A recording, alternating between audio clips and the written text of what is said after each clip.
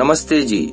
25वीं श्रव्य कणिका उत्कृष्ट शंका समाधान, मानव मन को आंदोलित करने वाले लौकिक पारलौकिक प्रश्नों के सटीक उत्तर, जिसके समाधान करता है स्वामी विवेकानंद जी परिव्राजक। पुस्तक संपादित किया है डॉक्टर राधा वल्लभ जी चौधरी MBBS जबलपुर द्वारा। दर्शन योग महाविद्यालय आर्यवन रोजड़ गुजरात से पुस्तक प्रकाशित हुई है। कल की श्रव्य कणिका में हमने सती मूले तद्विपाको जात्यायुर्भोगा इस सूत्र में आए हुए जाति और आयु के प्रकरण को समझा है। अब आगे तीसरी बात आती है भोग की। भोग का अर्थ होता है सेवन करने योग्य पदार्थ, सुख दुख को भोगने के साधन, जैसे धन संपत्ति, मकान, मोटर गाड़ी, अन्न, वस्त्र, सोना चांदी, फ्रिज, टीवी, रेडियो इत्यादि। ये जितने सुख दुख भोगने के साधन हैं, इनका नाम है भोग। भोग भी इसी प्रकार से घटाया बढ़ाया जा सकता है। मान लीजिए एक व्यक्ति के पिछले कर्म बहुत अच्छे नहीं थे, इसलिए जन्म से उसको सामान्य गरीब परिवार में जन्म मिला। 5 साल की उम्र तक तो जो घर की सामान्य सुविधाएं थी उतनी ही मिली। अधिक अच्छा खान पान, अधिक अच्छे वस्त्र, अधिक सुविधा नहीं मिली। 5 साल की उम्र में वह व्यक्ति स्कूल में पढ़ने के लिए गया। पढ़ लिखकर उसने खूब पुरुषार्थ किया, बुद्धिमान हो गया, MA PhD हो गया। आगे चलकर उसको नौकरी भी मिल गई, उसको अच्छा वेतन मिलने लगा, उसने खूब धन कमा लिया। धीरे धीरे उसने अपना मकान भी अच्छा बना लिया, फिर धीरे धीरे और अच्छा कमा करके मोटर कार भी खरीद ली। ऐसे उसने भोग के साधन बढ़ा लिए। गरीब व्यक्ति मेहनत करके नए पुरुषार्थ से भोग के साधन बढ़ा सकता है, उसमें वृद्धि और परिवर्तन कर सकता है। और दूसरी तरफ इसके विपरीत भी हो सकता है। किसी बच्चे के पिछले जन्म के कर्म अच्छे थे, उसको सेठ के यहाँ जन्म मिला, जन्म से उसके खाने पीने भोगने की बढ़िया सुविधाएं मिली। लेकिन आगे जब वो विद्यार्थी बनकर स्कूल में पढ़ने गया, उसने मेहनत नहीं की, पुरुषार्थ नहीं किया, बुद्धि का विकास नहीं किया। जो जन्म से प्राप्त घर की संपत्ति थी वो भी शराब पीने में, इधर उधर यार दोस्तों में के साथ घूमने फिरने में, मौज मस्ती करने में नष्ट कर दी। बुद्धि का विकास किया नहीं तो वो धीरे धीरे नीचे आ जाएगा। जो संपत्ति पास में थी वो भी खो बैठेगा। इस प्रकार से सुख दुख को भोगने के साधन भोग कहलाते हैं। वो घटाए जा सकते हैं, बढ़ाए भी जा सकते हैं। इन साधनों को कोई छीन के भी ले जा सकता है और कभी कभी कोई अतिरिक्त भी दे सकता है। अब आगे 62वीं शंका आ रही है, क्या जाति आयु भोग निश्चित हैं या इन्हें घटाया बढ़ाया जा सकता है? इसकी सीमा क्या होगी? समाधानकर्ता कह रहे हैं जाति तो निश्चित है, बीच में नहीं बदलेगी। आयु और भोग अवश्य बदल सकते हैं। जन्म के समय कुछ आयु और भोग ईश्वर ने हमको दिए, ये पिछले जन्मों के कर्मों के आधार पर दिए, वो भी सीमित यानी लिमिटेड हैं। एक बात और, इस जन्म के नए कर्मों से हम अपनी आयु को बढ़ा भी सकते हैं। कल्पना कीजिए, परमात्मा ने हमारे शरीर में जन्म के समय इतनी शक्ति भर दी कि अगर सामान्य रूप से हम उसे खर्च करते रहें तो हम 80 साल तक जी सकते हैं। यह 80 साल का जीवन हमारे पिछले कर्मों का फल यानी इतनी आयु है। अब हम इसको कैसे बढ़ाएंगे? अखबार में विज्ञापन आते हैं, विज्ञापन के नीचे एक स्टार लगा के लिखा रहता है कंडीशंस अप्लाई, शर्तें लागू।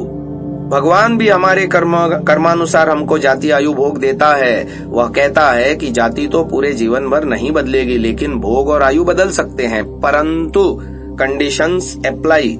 वो कंडीशन ऐसी है, अगर आप भोग बढ़ाने वाले नए कर्म करोगे तो भोग बढ़ जाएंगे, अगर नहीं करोगे तो भोग नहीं बढ़ेगा। आयु बढ़ाने वाले कर्म करोगे तो आयु बढ़ेगी और वैसे कर्म नहीं करोगे तो आयु नहीं बढ़ेगी।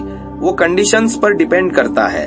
भोग बढ़ भी सकते हैं, घट भी सकते हैं। आयु कैसे घटती बढ़ती है जानिए।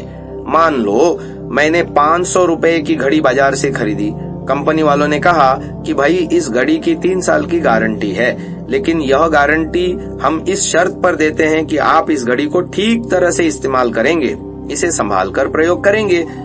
अब आप घड़ी रेल की पटरी पर रख देंगे या हथौड़ा लेकर उस पर ठोक देंगे तो गारंटी क्या होगी? फिर 1 सेकंड की भी गारंटी नहीं है। घड़ी को दुर्घटना से बचाओ, धूप में मत फेंको, पानी में मत फेंको, सड़क पर मत फेंको, संभाल कर इसका प्रयोग करो तो यह 3 साल तक चलेगी। लेकिन 3 साल पूरे होते ही इसमें विस्फोट होने वाला नहीं है, इसके टुकड़े टुकड़े भी नहीं होंगे। अच्छी ढंग से चलाओ तो घड़ी 4 साल भी चलेगी और वेल मेंटेन करो तो 5 साल भी चलेगी। शरीर भी इसी प्रकार का है, यह भी भगवान की दी हुई एक मशीन है। भगवान कहता है तुम्हारे शरीर में मैंने 80 साल तक जीने की शक्ति भर दी है, 80 साल की गारंटी है। परंतु याद रखो, कंडीशंस अप्लाई। आप जहर पी लोगे, आप रेल या ट्रक के आगे खड़े हो जाओगे, नदी में गिर जाओगे तो कोई गारंटी नहीं है। संभल के चलेंगे तो 80 साल जिएंगे। फिर इस जन्म के नए कर्म करो, जैसे व्यायाम करो, खान पान ठीक रखो, संयम से खाओ, सात्विक भोजन खाओ, समय पे खाओ, अपने शरीर की प्रकृति के अनुकूल खाओ, मात्रा से थोड़ा कम खाओ, अधिक मत खाओ, रात को जल्दी सो, सुबह जल्दी उठो, ब्रह्मचर्य का पालन करो, ईश्वर की उपासना करो, दिनचर्या का पालन करो, ऋतुचर्या का पालन करो। इससे आपकी आयु 20 साल बढ़ जाएगी, 100 साल जी लेंगे। ऐसे आयु बढ़ती है। इस जन्म के नए कर्मों से हम अपनी आयु को घटा भी सकते हैं। अगर शराब पियो, अंडे मांस खाओ, उल्टे सीधे काम करो, बुरे विचार करो, देर तक जागते रहो, देर तक सोते रहो, भ्रष्ट आचरण करो, अच्छे काम मत करो और बुरे काम करो तो आपकी आयु घट जाएगी, 20 साल कम हो जाएगी। 80 साल वाले का 20 साल पहले ही शांति पाठ हो जाएगा, 60 साल में उसका जीवन पूरा हो जाएगा। यदि सामने वाला गोली मारे या कहीं ट्रेन एक्सीडेंट की लपेट में आ जाए तो आयु तुरंत घट जाएगी। इस तरह से हमारी आयु घटती भी है और बढ़ती भी है। अब भोग की बात जानिए। जन्म से जिस माता पिता के घर में जन्म मिला उनके पास अच्छी संपत्ति थी, इसलिए हमको पूर्व जन्म के कर्मों से अच्छा भोग मिल गया, अच्छी संपत्ति मिल गई। भोग घटते कैसे हैं? आगे इस जन्म के नए कर्म, जैसे हमने पढ़ाई नहीं की, अपनी बुद्धि नहीं विकसित की, बढ़ाई नहीं, धन संपत्ति को नहीं संभाल सके, जुआ, सट्टे में, शराब में, इधर उधर के उल्टे सीधे दूसरे कामों में संपत्ति खो दी, कोई दूसरे लोग छीन छान के ले गए तो हमारे भोग भी घट गए। आगे भोग बढ़ते कैसे हैं? जिस परिवार में हमको जन्म मिला, जो जन्म से पैतृक संपत्ति मिली, उससे हमने पढ़ाई लिखाई की, बुद्धि का विकास किया, खूब अच्छी तरह से मेहनत की और खूब धन कमा लिया, अच्छी अच्छी सुविधाएं घर में इकट्ठी कर ली। इस प्रकार से हमारे इस जन्म के नए कर्मों से हमारे भोग बढ़ गए। 63वीं आज की शंका है, मनुष्य की आयु निश्चित है या नहीं है तो कितनी? इसका समाधान किया जा रहा है स्वामी जी के द्वारा। भारत में करोड़ों लोग ऐसा मानते हैं कि हर व्यक्ति की मृत्यु कब, कहां, कैसे होगी वो परमात्मा ने निश्चित कर रखी है। हम इसको बिल्कुल घटा बढ़ा नहीं सकते। जिस दिन हमारी मौत जहां लिखी है वहीं पर होगी और उसी तरीके से होगी जैसी भगवान ने निश्चित कर रखी है। वस्तुतः यह बात गलत है, कारण कि वेदों में लिखा है कि आयु घटती है और बढ़ती है। वेदों में लिखा है कि मनुष्य की आयु फ्लेक्सिबल है, कोई मरने का दिन, समय, स्थान पहले से निर्धारित नहीं है। संध्या का एक मंत्र आप रोज बोलते होंगे, जीवेम शरदः शतम भूयश्च शरदः शतात्। हे प्रभु, हम 100 वर्ष तक और 100 वर्ष से भी अधिक जिए। अगर किसी की मृत्यु भगवान ने तय कर दी कि यह 35 वर्ष में मरेगा, अमुक हाईवे पर मरेगा, ट्रक के नीचे आकर टकरा कर मरेगा, वह आदमी यदि कहे कि हे भगवान मैं 100 साल जीऊं, उसको यह 100 साल जीने की प्रार्थना भगवान ने सिखाई, इसका अर्थ ही यह है कि भगवान हमसे झूठ बुलवाता है। एक और तो कहता है कि तुम्हें 35 से आगे तो जीने नहीं दूंगा, दूसरी ओर कहता है मुझसे बोलो कि मैं 100 साल जीऊं, 100 साल से ऊपर भी जीऊं। यह विरोधाभास है। जब हम प्रार्थना करते हैं, हे ईश्वर हम 100 वर्ष जिए, 100 से भी अधिक जिए, इसका अर्थ यही है कि हमारी आयु निर्धारित नहीं है, हम कभी भी उसको घटा बढ़ा सकते हैं। मान लीजिए कि एक व्यक्ति नेशनल हाईवे पर स्कूटर से जा रहा था और पीछे से उसको ट्रक वाले ने टक्कर मार दी, लोग कहते हैं साहब देखो इसकी मौत यहीं लिखी थी। थोड़ी देर के लिए मान लिया कि भगवान ने लिखा था कि इसको इस दिन यहाँ पर मरना है, और ट्रक ड्राइवर ने ईश्वर के आदेश का पालन किया। ट्रक वाले ने उसको मार दिया। अब यह बताइए, जब ट्रक ड्राइवर ईश्वर के आदेश का पालन कर रहा है तो उस पर मुकदमा करना चाहिए या उसको इनाम देना चाहिए? वेद में लिखा है कि ईश्वर के आदेश का पालन करना धर्म है और धर्म का फल सुख है, उसको तो सुख देना चाहिए, उस पर मुकदमा क्यों करो? क्या आप इस बात को मानने के लिए तैयार हैं कि जो ट्रक वाला किसी को ठोकर मार दे तो उस पर आप मुकदमा नहीं करेंगे, अपितु ट्रक ड्राइवर को इनाम देंगे, क्योंकि आप इस बात को मानते हैं कि इसकी मौत ईश्वर ने यहीं लिखी थी? आप कहते हैं कि इनाम नहीं देंगे, इसका मतलब हुआ वह अपराधी है, तभी तो उस पर मुकदमा करते हैं। इसीलिए वह मृत्यु ईश्वर की लिखी हुई नहीं है, ट्रक वाले की लापरवाही के कारण दुर्घटना से हुई है। एक और उदाहरण सुनिए। एक आतंकवादी ने 20 लोगों को मार दिया, कालांतर में पकड़ा गया, उस पर कोर्ट में मुकदमा चला और प्रमाणित हो गया कि इसने 20 लोगों को मारा है।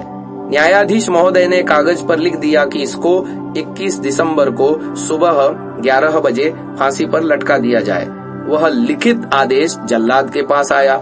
जल्लाद ने न्यायाधीश के आदेश का पालन किया और 21 दिसंबर को सुबह 11 बजे उस आतंकवादी को फांसी पर लटका दिया।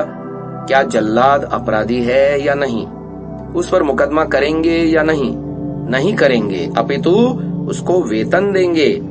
जल्लाद न्यायाधीश के आदेश का पालन करता है और वह अपराधी नहीं कहलाता। तो इसी प्रकार जो ट्रक ड्राइवर है वो भी तो ईश्वर के आदेश का पालन कर रहा है, वह अपराधी क्यों कर होगा? उसको भी वेतन दो, इनाम दो, तब तो हम माने कि हाँ भगवान का दिया हुआ आदेश है।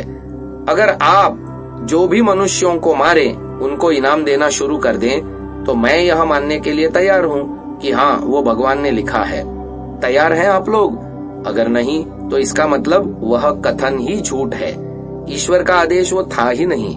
जैसे आतंकवादी ने कानून तोड़ा और निर्दोष लोगों को मारा, इसीलिए वो अपराधी माना गया, ऐसे ही उस ट्रक ड्राइवर ने कानून को तोड़ा और निर्दोष व्यक्तियों को मारा, इसीलिए वो भी अपराधी गिना गया, इसलिए उस पर मुकदमा हुआ। इससे सिद्ध हुआ कि यह सब भगवान का लिखा हुआ नहीं है। आगे 64वीं शंका आ रही है, स्वाभाविक आयु कितनी है? इसका समाधान किया गया, हरेक की स्वाभाविक आयु अलग अलग है, क्योंकि हरेक के कर्म अलग अलग हैं, इसलिए हरेक का फल भी अलग अलग है, इसलिए हरेक के शरीर में शक्ति अलग अलग भरी है।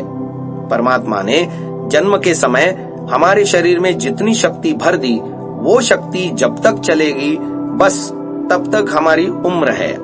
वो शक्ति कोई 70 साल में खर्च करेगा, कोई 80 साल तक, कोई 100 साल तक खर्च करेगा। आयुर्वेद आयु यानी जीवन के बारे में बताता है। आयुर्वेद में 100 प्रकार की मृत्यु लिखी हुई है और लिखा है कि उसमें से केवल एक मृत्यु स्वाभाविक यानी काल मृत्यु है। केवल एक मृत्यु है स्वाभाविक, वह हमारे कर्म के फल से होती है और वो अत्यंत वृद्धावस्था में होती है। जब शरीर की सारी शक्तियां खत्म हो जाती हैं, तब जीवात्मा शरीर छोड़ देता है, यही है स्वाभाविक मृत्यु।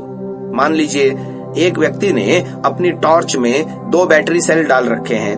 वो टॉर्च को थोड़ा थोड़ा प्रतिदिन प्रयोग करता है। धीरे धीरे बैटरी सेल की शक्ति घटती जाती है और घटते घटते एक दिन बिल्कुल समाप्त हो जाती है। अब आगे बैटरी सेल से वो टॉर्च नहीं जलती। जैसे बैटरी सेल की शक्ति धीरे धीरे समाप्त हो जाती है, यह उसकी स्वाभाविक मृत्यु नेचुरल डेथ है। इसी प्रकार से शरीर की शक्तियां धीरे धीरे खर्च होते होते अत्यंत वृद्धावस्था में सारी शक्तियां समाप्त हो जाती हैं, बिल्कुल बैटरी सेल की तरह। उसी का नाम है स्वाभाविक मृत्यु यानी नेचुरल डेथ। बाकी 100 प्रकार की मृत्यु अस्वाभाविक, आकस्मिक, अकाल मृत्यु या एक्सीडेंटल डेथ है। यह पहले से लिखी हुई डिसाइडेड नहीं है। अगर कोई उस बैटरी सेल के ऊपर हथौड़ा मार दे और तोड़ डाले तो यह बैटरी सेल की अकाल मृत्यु एक्सीडेंटल डेथ है। स्वाभाविक मृत्यु के पहले 100 प्रकार से मृत्यु हो सकती है। कोई जहर पी ले, कोई पंखे पर लटक जाए, कोई नदी में कूद जाए, कोई पिस्तौल से गोली मार ले, कोई बिजली का तार पकड़ ले, कोई ट्रेन के नीचे कट जाए, कोई प्लेन क्रैश में मारा जाए, कोई ट्रेन एक्सीडेंट में मारा जाए, कोई रोड एक्सीडेंट में मारा जाए, कोई आतंकवादी गोली मार दे, कहीं पहाड़ से खाई में गिर जाए, पता नहीं कितने तरीकों से मर सकता है व्यक्ति। ये सब के सब दुर्घटना से अकाल मृत्यु यानी एक्सीडेंटल डेथ है। यह पहले से निश्चित नहीं, इसीलिए सड़कों पर लिखा रहता है, सावधानी हटी दुर्घटना घटी, इसलिए सावधानी से चलो, दुर्घटनाओं से बचो। इस प्रकार हमारी आयु को घटाना बढ़ाना हमारे हाथों में है। आगे 65वीं शंका है, वन्य पशु पक्षी अपना जीवन स्वच्छंदता से जीते हैं, इसके बावजूद क्या वे दुखी हैं अथवा क्या ईश्वर ने इन्हें सृष्टि नियमन के लिए बनाया है? इसका समाधान किया जा रहा है। इन दो प्रश्नों के उत्तर इस प्रकार हैं। ईश्वर ने इन्हें सृष्टि नियमन के लिए भी बनाया है और कर्मफल देने के लिए भी। सृष्टि की व्यवस्था, नियंत्रण, संतुलन भी चलता रहे और जीवात्माओं को उनके कर्मों का फल भी दिया जाए, ये दोनों ही कारण हैं। अगला प्रश्न है कि क्या वे दुखी हैं? हाँ, वे दुखी तो हैं ही। यहाँ प्रश्न उठता है, कैसे पता चला कि वे दुखी हैं? इसका उत्तर है, सुख का कारण है बुद्धि। जिस मनुष्य की बुद्धि अच्छी और अधिक होती है वो सुखी रहता है, जिसकी बुद्धि खराब और कम होती है वो दुखी रहता है। इसी प्रकार से बाकी प्राणियों में तो बुद्धि कम है, इसीलिए वे उतने सुखी नहीं हैं, उनकी बहुत सी समस्याएं हैं। मनुष्य को जो बुद्धि उपलब्ध है, जितना पुरुषार्थ करके वह उस बुद्धि का विकास कर सकता है, यानी उतनी बुद्धि दूसरे प्राणियों के पास नहीं है। वे न तो अपनी बुद्धि का उतना विकास कर सकते हैं और न ही अपनी समस्याओं को सुलझा सकते हैं। उनको एक बंधे बंधाए रूटीन में जीना होता है। कभी कोई आक्रमण करता है, कभी कोई और आक्रमण करता है। बेचारों को हर समय जान बचाने की टेंशन होती है, इसलिए वो दुखी तो रहते ही हैं। एक व्यक्ति ने मुझसे प्रश्न किया, आप कैसे कह सकते हैं कि कुत्ता, गौ आदि पशु अधिक दुखी हैं और मनुष्य ज्यादा सुखी है? मैंने उत्तर दिया, मान लीजिए मोहन ने राजेश से पूछा, आपको मासिक वेतन कितना मिलता है? राजेश ने कहा 20,000 रुपए। मोहन कहता है, मैं आपको 25,000 रुपए मासिक दूंगा, क्या आप मेरी कंपनी में काम करेंगे, हाँ या ना? राजेश ने कहा हाँ। फिर मोहन ने राजेश से पूछा, मैं आपको 15,000 रुपए मासिक दूंगा, क्या आप मेरी कंपनी में काम करोगे, हाँ या ना? राजेश ने कहा ना। इससे क्या समझ में आया? जब व्यक्ति को लाभ अधिक दिखता है तो वहाँ हाँ बोलता है, जब हानि दिखती है तो ना बोलता है। इसी तरह से मैंने उस व्यक्ति को यह दृष्टांत सुनाकर पूछा, क्या आप अगले जन्म में कुत्ता बनना चाहेंगे, हाँ या ना? वह व्यक्ति बोला ना। इससे सिद्ध हुआ कि कुत्ता, गौ आदि बनने में दुख अधिक है और मनुष्य बनने में सुख अधिक। गुजरात द्वारा 66वीं आज की शंका है, अगर पशु योनि में बुद्धि नहीं है तो उनकी क्रिया जैसे कि लागणी, प्रेम, स्वरक्षण जैसे गुण कहाँ स्थित होते हैं? इसका समाधान किया जा रहा है। हमने ऐसा तो कभी नहीं कहा कि पशु योनि में बुद्धि नहीं है। मैंने यह नहीं कहा था कि केवल मनुष्यों के पास बुद्धि है, पशु पक्षियों के पास नहीं। हम तो यह मानते हैं कि पशुओं में बुद्धि होती है। मैंने यह कहा था कि जितनी बुद्धि मनुष्य के पास है उतनी बुद्धि पशु पक्षियों के पास नहीं। मनुष्यों के पास जैसी बुद्धि है और पढ़ लिख कर मनुष्य जितनी बुद्धि का विकास कर सकते हैं, ऐसी बुद्धि प्राणियों के पास नहीं है और वो इतना विकास नहीं कर सकते जितना कि मनुष्य कर सकते हैं। इसका अर्थ हुआ कि पशु पक्षियों, कीड़े मकोड़ों में भी बुद्धि है पर कम है। इतनी कम बुद्धि के आधार पर वो अपना जीवन चला लेते हैं। पशु पक्षियों के छोटे छोटे बच्चे होते हैं, वे उनके प्रति राग रखते हैं, उनको खिलाते पिलाते हैं, उनकी रक्षा भी करते हैं, अपनी रक्षा भी करते हैं। इतना काम वो कर सकते हैं, बस इतनी सी बुद्धि उनमें है। आगे 67वीं शंका आ रही है, कई श्रेष्ठ व्यक्ति अपने सेवाभावी कार्यों के लिए जाने जाते हैं, परंतु उन्होंने कभी वेद के अनुसार ईश्वर की उपासना नहीं की। ईश्वर इन्हें दंड देगा या पुरस्कार? इसका समाधान किया है, उन्होंने जितने काम अच्छे किए हैं उतना तो उनको ईश्वर इनाम देगा, और जो वेद के अनुकूल ईश्वर की उपासना नहीं की उतना उनको दंड मिलेगा। वास्तव में कर्म न करने का दंड नहीं होता, दंड होता है निषिद्ध कर्म करने का। ईश्वर की उपासना विहित कर्म है, यह उन्होंने नहीं किया, इसलिए ईश्वर से जो आनंद मिलता है वो इनको नहीं मिलेगा। और जो उन्होंने संसार की उपासना की यह निषिद्ध कर्म है, यह उन्होंने किया, इसका दंड मिलेगा, और वह दंड होगा अविद्या, राग द्वेष आदि दोषों की वृद्धि, सकाम कर्म में प्रवृत्ति और बार बार संसार में जन्म लेकर दुखों को भोगना। यदि वे लोग वेद के अनुसार ईश्वर की उपासना भी करते तो उन्हें पुरस्कार यानी मोक्ष भी मिलता। अब मोक्ष नहीं मिलेगा। आगे 68वीं शंका है, छोटी बच्ची के साथ कुकर्म करना, छोटे बच्चों को पकड़कर अंग काटना, भीख मंगवाना आदि करने वालों के विरुद्ध भगवान अपनी शक्ति क्यों नहीं दिखाता? उन बच्चों ने क्या अपराध किया?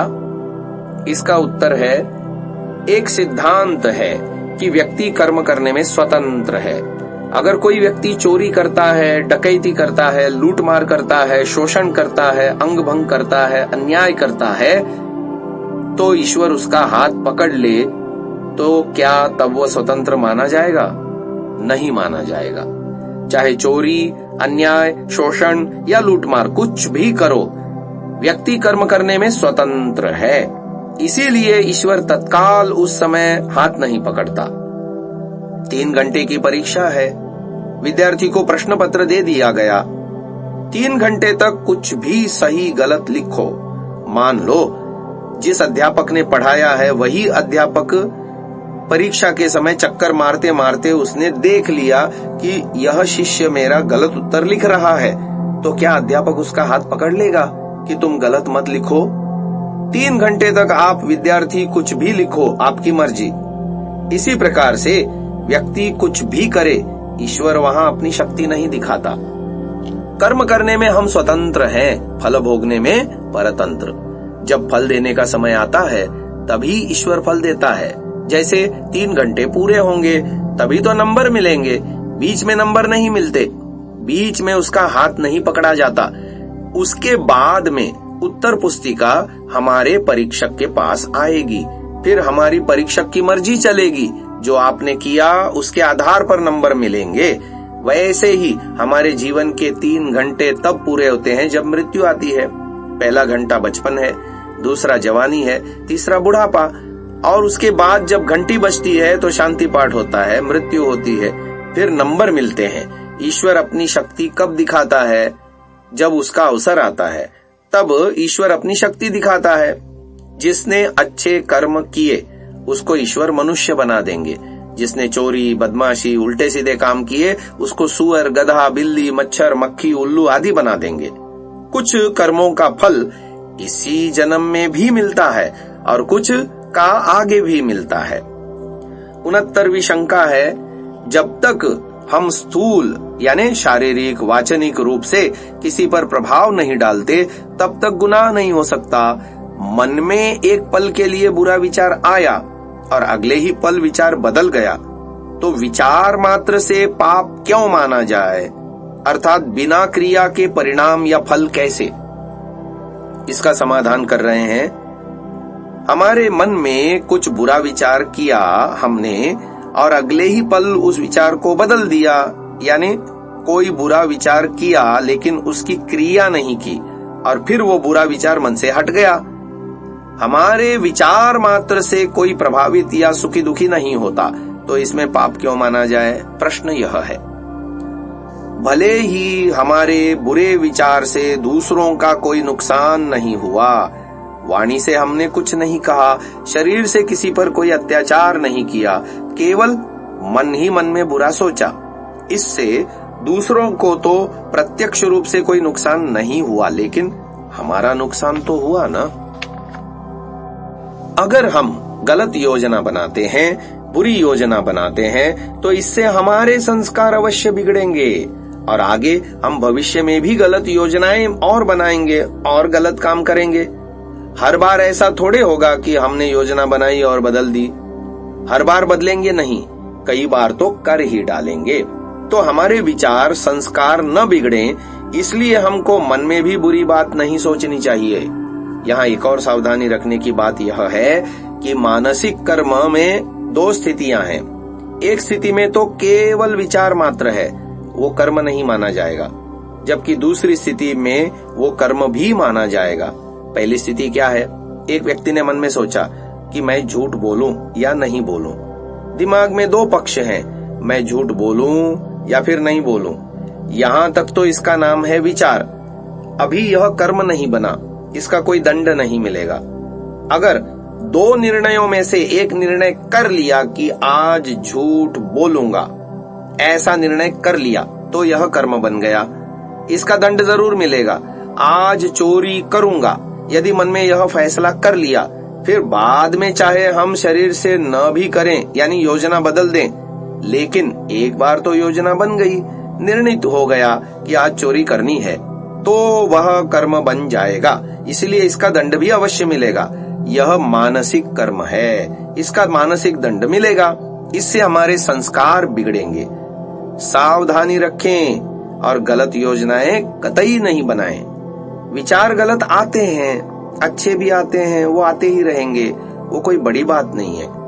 मन में उठने वाले प्रत्येक विचार का सतत परीक्षण और निरीक्षण करें कि मैंने जो विचार उठाया वह ठीक है या गलत। यदि गलत है तो उस पर लगाम, ब्रेक लगाएं, उसे तुरंत निकाल दें। जो ठीक विचार हैं उन्हीं को मन में रखें। ठीक विचारों के अनुसार ही अपनी भावी योजनाएं बनाएं, और सिर्फ योजनाएं नहीं बनाएं, अपितु आचरण भी करें। बहुत सारे लोग सिर्फ योजनाएं ही बनाते रहते हैं, उसके अनुसार काम नहीं करते। उससे कोई विशेष लाभ नहीं है, विशेष उन्नति नहीं है। 70वीं शंका है आज की। किस प्रकार के कर्मों के आधार पर स्त्री या पुरुष का जन्म मिलता है? समाधान किया जा रहा है, भाई ये पूरे तो मुझे भी समझ में नहीं आए, तो मैं आपको कैसे बताऊं कि कौन से कर्म करेंगे तो स्त्री बनेंगे और कौन से कर्म करेंगे तो पुरुष बनेंगे। मुझे तो इतना समझ में आया कि बस अच्छे से अच्छा कर्म करो, अब भगवान जो बनाना होगा बना देगा। कई लोगों के दिमाग में यह बात बैठी हुई है कि स्त्री जन्म अच्छा है, कई लोगों के दिमाग में यह बात बैठी है कि पुरुष जन्म अच्छा है। जो सत्य है वो सत्य है। सत्य को जानना समझना चाहिए और सत्य को खुलकर स्वीकार करना चाहिए, क्योंकि उसी से हमारी उन्नति होती है। वैसे तो स्त्री और पुरुष दोनों एक ही योनि में हैं। मनुष्य योनि की दृष्टि से दोनों बराबर हैं, इसमें कोई ऊंचा नीचा नहीं है। क्या स्त्रियों का बस में आधा टिकट लगता है और पुरुषों का पूरा? नहीं ना। इस हिसाब से दोनों भारत के समान नागरिक हैं, दोनों को समान अधिकार है, वोट देने का अधिकार भी बराबर है। अधिकार की दृष्टि से दोनों बराबर हैं। जहां स्त्रियों को आधा वोट है वह गलत बात है, ये वेद के अनुसार अन्याय है। वेद में स्त्री और पुरुष दोनों को बराबर बताया है। अधिकार तो दोनों का एक दूसरे पर बराबर होता है। व्यावहारिक दृष्टि से किसी किसी क्षेत्र में स्त्रियां ऊपर हैं, पुरुष छोटे हैं। किसी क्षेत्र में पुरुष बड़े हैं तो स्त्रियां छोटी हैं। वो अलग अलग क्षेत्र हैं। वो क्षेत्र कौन से हैं इनमें अब ये जाने। पहली बात, वेद कहता है जब बालक के साथ माता पिता का संबंध हो तो माता बड़ी और पिता छोटा। माता का नंबर पहला, माता सबसे पहली गुरु है।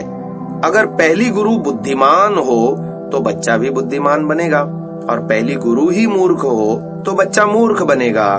दूसरी बात, शास्त्रों में स्त्री को पूज्य कहा है, उसे अधिक सम्मान देने का विधान है। यहाँ भी पुरुष छोटा हुआ और स्त्री बड़ी, यह एक क्षेत्र है। तीसरी बात, और दूसरा एक क्षेत्र है पति पत्नी का। जब पति पत्नी का आपस में संबंध हो तो वहां पति बड़ा और पत्नी छोटी, वहां यह नियम है। अब बताइए क्या चाहिए आपको? एक तरफ पुरुष बड़े हैं, एक तरफ स्त्रियां बड़ी हैं।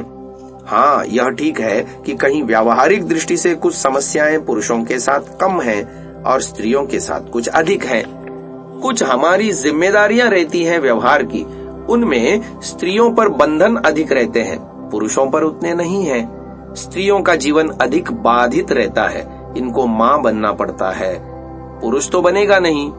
शुद्धि की दृष्टि से स्त्री का शरीर अधिक गंदा होता है, महीने के कुछ दिन शारीरिक दृष्टि से विवशता रहती है। पुरुष का शरीर अधिक सख्त और बलवान होता है, स्त्री में कोमलता होती है। वातावरण को सहन करने की क्षमता पुरुष में अधिक होती है, पुरुष अधिक कार्य कर सकता है।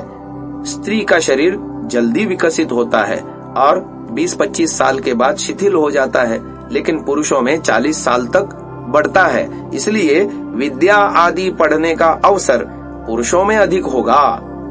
आगे बात बताई जा रही है, पुरुष तो अकेला घूम फिर लेगा, खा लेगा, कहीं रात को 2 बजे प्लेटफॉर्म पर भी सो जाएगा, उससे कोई पूछने वाला नहीं, वो तो अकेला ही पूरे देश भर में घूम आएगा। पर स्त्रियों को इतनी सुविधाएं, स्वतंत्रता नहीं है। उस दृष्टि से हमको स्वीकार करना पड़ता है कि बाकी तो मनुष्यों की दृष्टि से दोनों बराबर हैं, इनमें कोई ज्यादा हीन भावना, इंफीरियरिटी कॉम्प्लेक्स की जरूरत नहीं है। फिर आगे बताते हैं, आयु के कारण अनुभव में भेद होता है। पति अधिक आयु का होता है, इसलिए उसका अनुभव ज्यादा होता है। परीक्षा फल की दृष्टि से स्त्री आगे है, क्योंकि पुरुष उतनी मेहनत नहीं करते। इतिहास देखेंगे तो पुरुष ज्यादा विद्वान रहे हैं। विद्या का आरंभ हमेशा पुरुषों से हुआ। वेद हमेशा ऋषि यानी पुरुष को ही ईश्वर देता है। वेद में लिखा है, स्त्रियां बेशक पढ़ सकती हैं। सत्यार्थ प्रकाश में महर्षि दयानंद जी ने लिखा, अगर ईश्वर का प्रयोजन स्त्रियों को पढ़ाने में न होता तो इनके शरीर में आंख और कान क्यों रखता? वे भी वेद पढ़ सकती हैं, वे भी वैराग्य प्राप्त कर सकती हैं, वे भी सन्यासिनी बन सकती हैं, पर वे प्रायः सन्यास नहीं लेती, झगड़े करती हैं। तो हम क्या करें? वे प्रायः झगड़ा ज्यादा करती हैं, राग द्वेष ज्यादा करती हैं, वेद पढ़ती नहीं है, तो दोष इनका है, बाकी इनका चांस पूरा है। ब्रह्मचर्येण कन्या युवानम विंदते पतिम, अर्थात अथर्ववेद में लिखा है कि कन्या को भी ब्रह्मचर्य का पालन करके वेद पढ़ने का पूरा अधिकार है और विद्या पढ़कर फिर विवाह करना चाहिए। तो छूट सभी को है, बाकी कोई करे या न करे वो उसकी मर्जी। सामान्यतः पुरुष स्त्री नहीं बनना चाहता, लेकिन स्त्री पुरुष अवश्य बनना चाहती हैं। इस दृष्टि से पुरुष कुछ बड़ा सिद्ध होता है।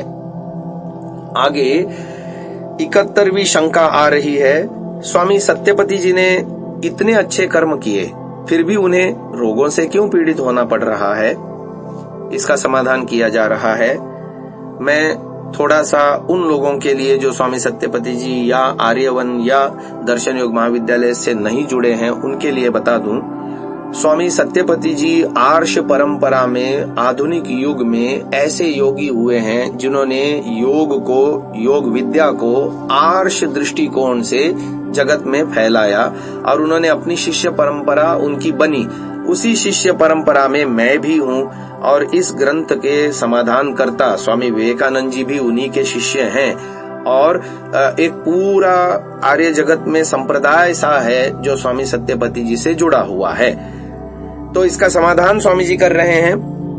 उन्होंने अपनी ओर से तो अच्छे कर्म किए, पर क्या दूसरों ने भी उनके साथ अच्छे कर्म किए? क्या उनको वैसी सारी अनुकूलताएं मिली जैसी मिलनी चाहिए? नहीं मिली। बहुत सारे कारण होते हैं। अपने कारण से भी कहीं कहीं गलतियां होती हैं। व्यक्ति अपने खराब कर्मों के कारण रोगी या दुखी हो सकता है। भारत पाकिस्तान जब से डिवाइड हुआ, विभाजित हुआ, तब से स्वामी सत्यपति जी ने अपना जीवन बदला। उसके बाद तो उन्होंने अच्छे अच्छे कर्म किए, इसमें कोई संशय नहीं है। पर उसके पहले का जीवन गुरुजी बताते हैं, पहले कुछ अनपढ़ थे, स्कूल में नहीं गए, पशु चराते थे और बचपन में कुछ गलतियां कमियां हो सकती हैं, उसका परिणाम है।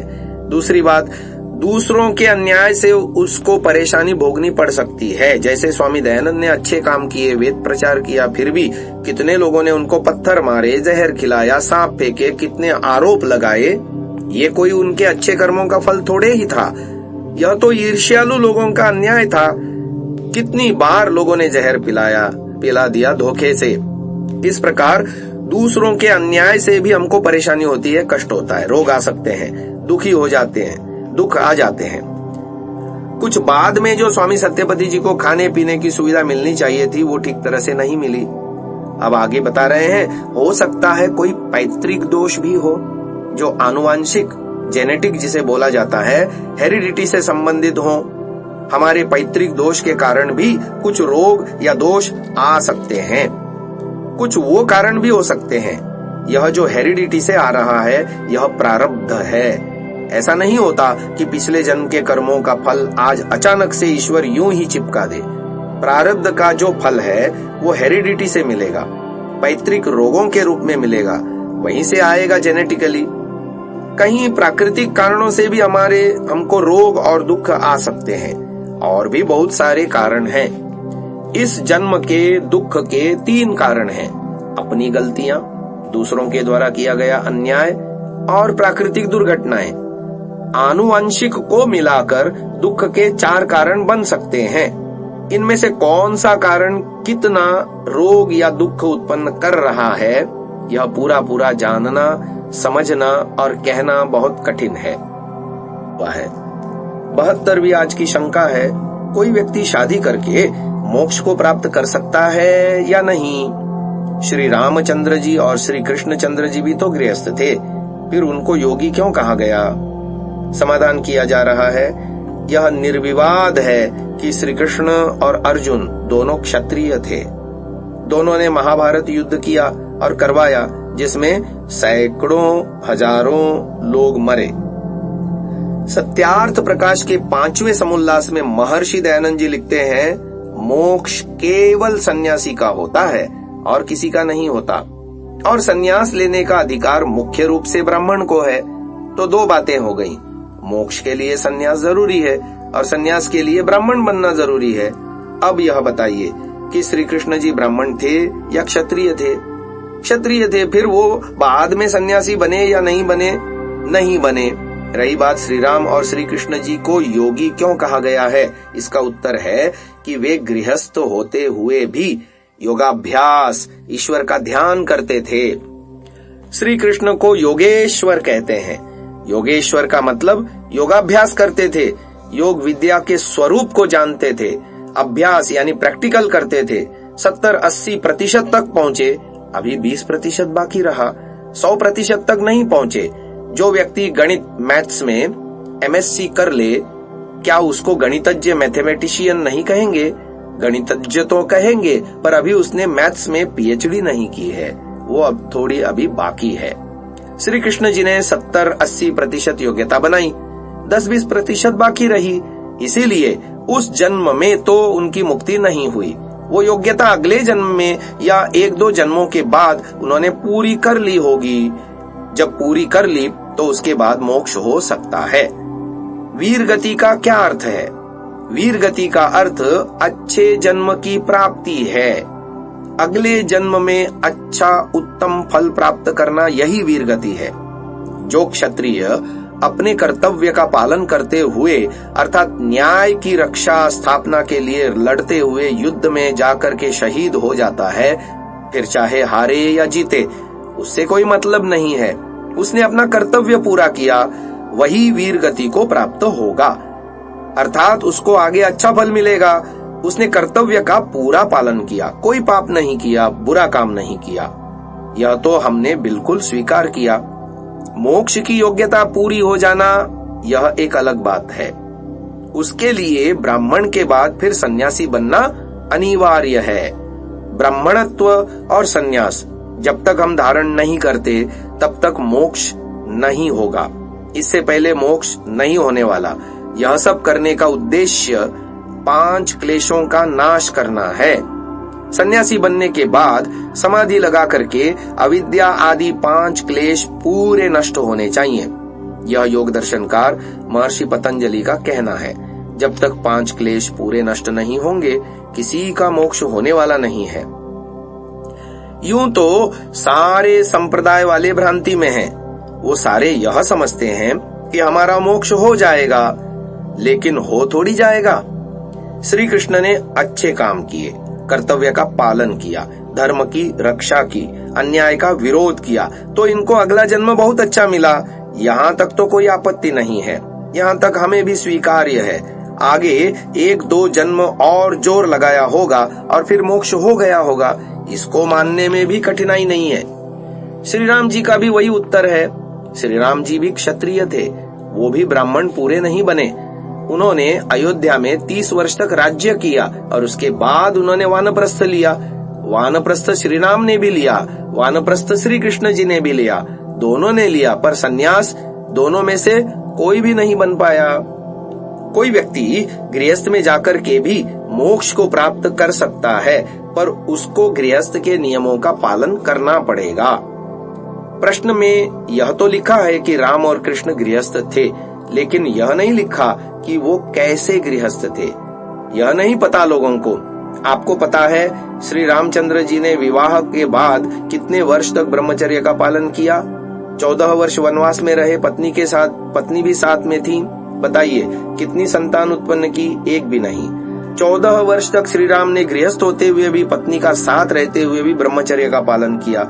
ऐसे ही श्री कृष्ण जी ने भी विवाह के बाद 12 वर्ष तक तपस्या की, ब्रह्मचर्य की साधना की। बात करते हैं वो गृहस्थ थे। भाई गृहस्थ तो थे, तो उनके जैसे गृहस्थ बनो फिर तो ठीक है।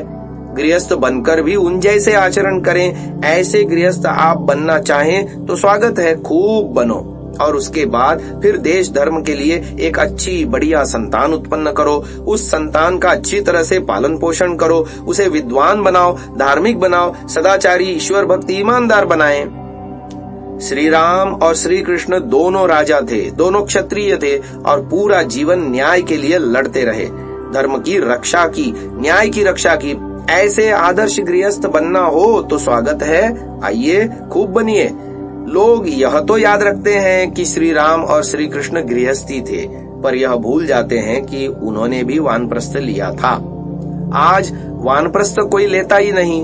आपको वानप्रस्थ लेना पड़ेगा, तपस्या करनी पड़ेगी, साधना करनी पड़ेगी, वैराग्य ऊंचा उठाना पड़ेगा, उसके बाद सन्यास लेना होगा और सन्यास के बाद 5 क्लेश, राग द्वेष नष्ट करने पड़ेंगे, तब कहीं जाकर मोक्ष की योग्यता होगी।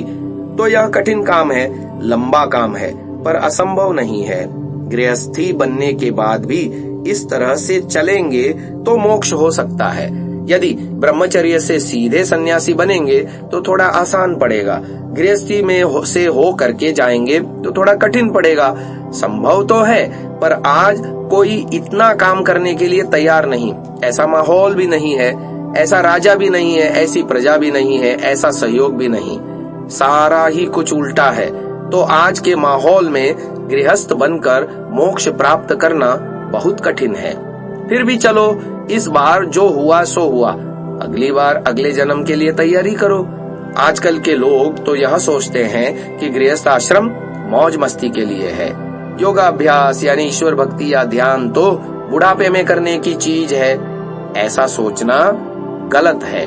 और कितने ही लोग तो बुढ़ापे में भी ईश्वर का ध्यान नहीं करते, जीवन का बचा कुचा समय बुढ़ापा भी ताश खेल कर नष्ट कर देते हैं। इसका दंड तो उनको भोगना ही पड़ेगा। आगे 73वीं शंका आ रही है। क्रियात्मक योगाभ्यास नामक पुस्तक में आया है कि बिना ईश्वर दर्शन के अज्ञान का नाश नहीं होगा। योगाभ्यास तथा ज्ञान के बिना ईश्वर दर्शन संभव नहीं, लेकिन ईश्वर के ज्ञान के पश्चात भी कोई सूक्ष्म अज्ञान आत्मा से लिपटा रहता है। ऐसा क्यों? समाधान किया जा रहा है। देखिए, एक कहावत आपने सुनी होगी कि पैसा पैसे को कमाता है। अगर आपके पास 5-7 लाख रुपए हैं तो आप आगे बिजनेस करके अधिक पैसा कमा सकते हैं। यदि आपके पास पूंजी यानी कैपिटल ही नहीं तो आप निवेश यानी इन्वेस्टमेंट करेंगे कैसे? बिजनेस में लाभ प्रॉफिट क्या कमाएंगे? नहीं कमा सकते। तो व्यापार में धन कमाने के लिए पहले इन्वेस्टमेंट करने के लिए कुछ राशि होनी चाहिए, वो राशि आगे नई राशि को कमा सकती है। इसी प्रकार से कुछ ज्ञान पहले हमारे पास होगा, उस ज्ञान से पुरुषार्थ करके हम ईश्वर का दर्शन कर लेंगे। अब जब ईश्वर का दर्शन हो जाएगा तो उससे नया ज्ञान मिलेगा जो अविद्या आदि क्लेशों को नष्ट करेगा। दोनों एक दूसरे पर आधारित हैं। पहले ज्ञान, फिर ईश्वर का दर्शन, फिर ईश्वर दर्शन से प्राप्त हुए नए ज्ञान की प्राप्ति से अविद्या आदि का नाश। हर एक की योग्यता अलग अलग है। कोई एक ही जन्म में टाटा बिरला बन सकता है, किसी को 50 जन्म में लग जाएंगे। वो अपनी अपनी योग्यता और पुरुषार्थ की बात है। इस प्रकार से मोक्ष प्राप्ति की भी बात समझनी चाहिए। कोई ऐसा भी हो सकता है इसी जन्म में मोक्ष प्राप्त कर ले, कोई हो सकता है कि 5 जन्म में मोक्ष प्राप्त कर सके, किसी को 50 जन्म भी लग जाएं। वो हरेक की अपनी योग्यता और पुरुषार्थ की अलग अलग स्थितियों पर निर्भर है। 74वीं आज की शंका है, मिश्रित कर्म क्या है? समाधान किया जा रहा है, जब किसी कर्म में कुछ अंश तो अच्छाई का और कुछ अंश बुराई का हो, अर्थात दोनों इकट्ठे हों, तो उसको मिश्रित कर्म कहते हैं। एक उदाहरण सुनिए।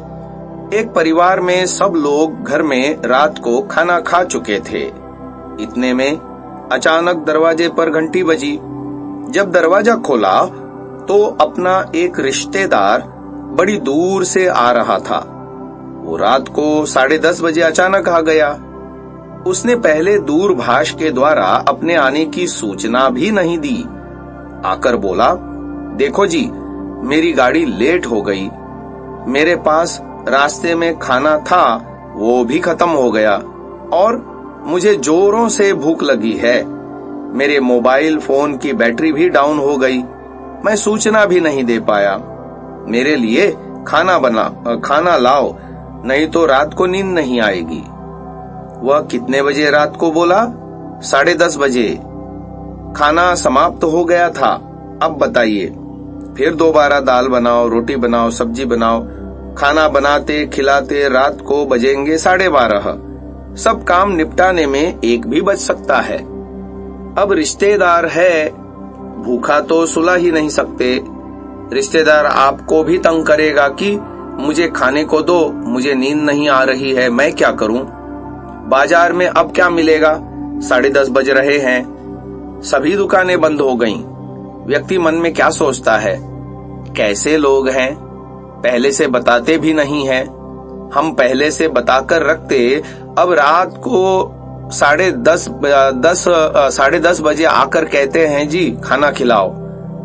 अगर रिश्तेदार को खाना नहीं खिलाया तो अशुभ कर्म है, और खिलाया तो खिलाने के 2 विकल्प हैं। जो यजमान रात को नए सिरे से भोजन पकाएगा, वह या तो खुश होकर के खिलाएगा या दुखी होकर खिलाएगा। अगर खुश होकर खिलाया तो यह होगा शुभ कर्म, और अगर दुखी होकर खिलाया तो यह होगा मिश्रित कर्म। खाना तो खिलाया, यह तो अच्छी बात थी, लेकिन दुखी होकर के खाना खिलाया, यह बुरी बात है। दोनों मिक्स हो गए ना, उतना पुण्य माइनस हो जाएगा, उतना पुण्य कट जाएगा। आप सोच लेना, फिर जैसा करना हो। आगे शंका 75वीं, जो मनुष्य जन्म से ही अपाहिज होता है, मंदबुद्धि होता है, जिसका दुख पैदा होने वाली संतान और माता पिता दोनों को मिलता है, तो यह किसका कर्मफल है? इसका समाधान किया जा रहा है, यह माता पिता और संतान तीनों का कर्मफल है। इसीलिए जन्म से ही व्यक्ति विकलांग और मंदबुद्धि हुआ। तीनों के कर्म आपस में मिलते जुलते हैं। इसीलिए ईश्वर ने सोच समझकर ऐसी संतान ऐसे माता पिता के यहाँ भेजी। संतान के भी खराब कर्म हैं, उसको विकलांग बनाया, और माता पिता के भी खराब हैं, उनको विकलांग संतान जो दी, तो तीनों मिलके अपना अपना कर्मफल भोगेंगे। यह परमात्मा का कर्मफल विधान है। इसका प्रमाण न्याय दर्शन में भी लिखा है। आगे 76वीं शंका आ रही है, मनुष्य का जन्म पहला है कि अन्य प्राणियों का? इसका समाधान किया जा रहा है। उत्तर यह है कि पहला जन्म कोई नहीं। पहला जन्म मानते ही भयंकर समस्या उत्पन्न होगी। मान लो ईश्वर ने किसी आत्मा को पहला जन्म दिया, तो प्रश्न होगा कि कर्म के आधार पर देगा या बिना कर्म के आधार पर? अगर पहला जन्म दिया तो कर्म कहां से आ गया? पिछले कर्म के आधार पर तो पीछे कर्म हुआ ना, तो वो पहला जन्म नहीं हुआ। बस यही उत्तर है। पहला जन्म नाम की कोई संकल्पना ही नहीं है। जब भी जन्म मिलेगा वो कर्म के आधार पर मिलेगा, और वो कर्म कहां से आया? उसके पिछले जन्म का। और उससे पिछले जन्म में जो कर्म आया वो कहां से आया? उससे पिछले जन्म का, उससे पिछले का, उससे पिछले का। इसीलिए पहला जन्म नाम की कोई संकल्पना ही नहीं है। 77वीं अगली शंका है, आपने कहा था कि 50% पाप और 50% पुण्य है तो साधारण मनुष्य का जन्म मिलता है, लेकिन यदि चपरासी, मजदूर आदि के यहाँ जन्म लेने के बाद चपरासी को 1 करोड़ की लॉटरी लग जाए तो इसे क्या समझना? इस शंका के समाधान में स्वामी जी कहते हैं, जन्म होने के बाद चपरासी को 1 करोड़ की लॉटरी लग जाए तो उसको आधी भौतिक सुख मिलेगा। पहली बात, 1 करोड़ की लॉटरी लगना कोई कर्मफल नहीं था। बालक को ईश्वर ने जिस माता पिता के यहाँ भेजा, उस दिन माता पिता की जो स्थिति है वहां तक तो उसका कर्मफल है। उसके बाद उसमें बिगाड़ भी हो सकता है, सुधार भी। मान लीजिए एक अच्छे सेठ के यहाँ एक आत्मा को ईश्वर ने भेजा। जिस समय आत्मा को सेठ के परिवार में भेजा उस समय सेठ बहुत संपन्न था, और उसके 2-3 दिनों बाद बेचारे का दिवाला पिट जाने से वो गरीब हो गया। जिस समय ईश्वर ने आत्मा को उस परिवार में भेजा उस समय उस बालक के कर्मफल के अनुसार भेजा था। आगे को घट भी सकता है, बढ़ भी सकता है, उसकी कोई गारंटी नहीं। दूसरी बात, लॉटरी खरीदना तो जुआ है। वेद में जुआ खेलना मना किया गया है, अतः जुए से जो पैसा मिलता है वह कोई अच्छे कर्म का फल नहीं है। जबकि लोग यह समझते हैं कि लॉटरी लगने पर मिलने वाला धन किसी पिछले शुभ कर्म का फल है। ऐसा समझना वस्तुतः गलत है। 78वीं अगली शंका है, क्या पूर्व जन्म के संस्कार से कोई 4-5 साल का बच्चा 25-30 साल के साधक जितनी योग्यता प्राप्त कर सकता है? इसका समाधान किया जा रहा है, अपवाद के रूप में कभी कभी ऐसा हो सकता है। यह पूर्व जन्म के संस्कारों पर, विद्या पर निर्भर है। पूर्व जन्म के संस्कार व विद्या इतने प्रबल हों कि 5 साल के बच्चे को 25-30 नहीं तो 12-15 साल के बच्चे जितनी योग्यता प्राप्त हो जाए, और वह मेहनत करे तो 8-10 साल की उम्र में 25-30 वर्ष के बराबर योग्यता अर्जित कर सकेगा। आगे 79वीं शंका है, क्या मनुष्यों के अतिरिक्त कुत्ते आदि पशु पक्षियों को भी कर्म करने की स्वतंत्रता है? क्या इन्हें पुण्य पाप लगता है? इसका समाधान किया है, हाँ, कुत्ते आदि अन्य प्राणियों को भी कर्म करने की थोड़ी स्वतंत्रता है। मुख्य रूप से तो वह भोग योनि है, परंतु गौण रूप से यानी थोड़ी सी कर्म करने की स्वतंत्रता भी है। जैसे पुलिस वाले कुत्ते को ट्रेनिंग देते हैं और वो ट्रेंड कुत्ते चोरों को पकड़वा देते हैं। यह उनकी कुछ प्रतिशत की स्वतंत्रता है और इसका उनको इनाम भी मिलता है। अच्छी बढ़िया डबल रोटी, बिस्किट खाने को मिलता है, बढ़िया शैम्पू से नहाते हैं, बढ़िया सुविधाओं में रहते हैं। आप शांति से अपने रास्ते में जा रहे हैं और एक कुत्ता पीछे से चुपचाप आता है और आपकी टांग पकड़ लेता है, काट लेता है, तो आप उसकी डंडे से पिटाई करते हैं ना। उसने अपनी स्वतंत्रता का दुरुपयोग किया, इसीलिए तो पिटाई हुई। उसने पाप किया, इसलिए दंड मिला। पुलिस के कुत्ते ने चोर को पकड़वाया, पुण्य किया, इसलिए उसको इनाम मिला। यह है कुत्ते आदि प्राणियों की कर्म करने की 2-4-5% की स्वतंत्रता। प्रश्न संख्या 80 है, उसको शंका इस प्रकार है, क्या यह बात सत्य है कि अभिमन्यु मां के पेट में ही चक्रव्यूह के अंदर जाना सीख गया था? इस शंका का समाधान कल की श्रव्य कणिका में सुनिएगा। आज इसे यहीं विराम देते हैं।